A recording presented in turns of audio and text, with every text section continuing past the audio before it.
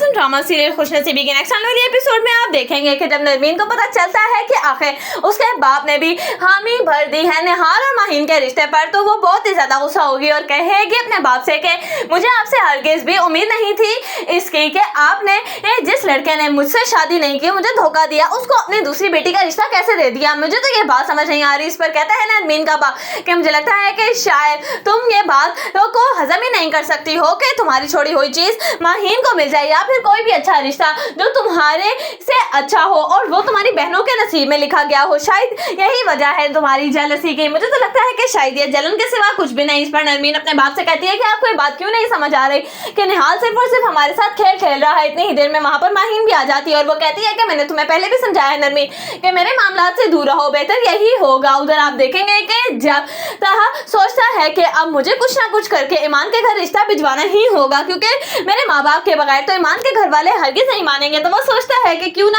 मैं एक रेंट के माँ बाप को ही क्यों ना अपना माँ बाप बनाकर ले जाऊं सच में ईमान के घर वालों के सामने। उन्हें तो यही लगेगा कि शायद ये मेरे वाकई ही पेरेंट्स है। कौन सा ईमान मेरे माँ बाप से मिली हुई है। इस तरह से मैं ईमान का रिश्ता भी मांग लूंगा और किसी को शक भी नहीं होगा। जब वो देखेगा कि ईमान तो उसकी तरफ कोई भी पॉजिटिव रिस्पॉन्स नहीं कर रही है, उस बात के बाद तो वो ईमान से कहता है कि ठीक है, मैं अपने वालिदैन को तुम्हारे घर लाने के लिए तैयार हूँ। इस पर ईमान बहुत ही ज्यादा खुश हो जाती है और जाकर जब बताती है वो सारी बात माहीन को, तो माहीन कहती है मुझे लगता है कि शायद तुम्हें ये बात मोना आंटी को बतानी चाहिए, क्योंकि उन्हीं की वजह से मेरा और निहाल का भी रिश्ता हो रहा है। मुझे लगता है कि शायद वो तुम्हारी भी इसमें जरूर मदद करेंगी। इस पर ईमान कहती है लेकिन मैं उनके पास हरगिज नहीं जा सकती हूँ मदद मांगने के लिए। मुझे लगता है कि शायद मुझे नरमीन को ये बात बतानी चाहिए या फिर मुझे अपने अब्बू से डायरेक्ट जाकर बात करनी चाहिए। इस पर माहीन कहती है कि तुम्हारा दिमाग तो नहीं खराब हो गया कि तुम खुद जाओगे। उधर आप देखेंगे कि जब पता चलता है निहाल की भाभी को कि निहाल का भाई गया है रिश्ता लेने के लिए, तो वो कहती है उससे कि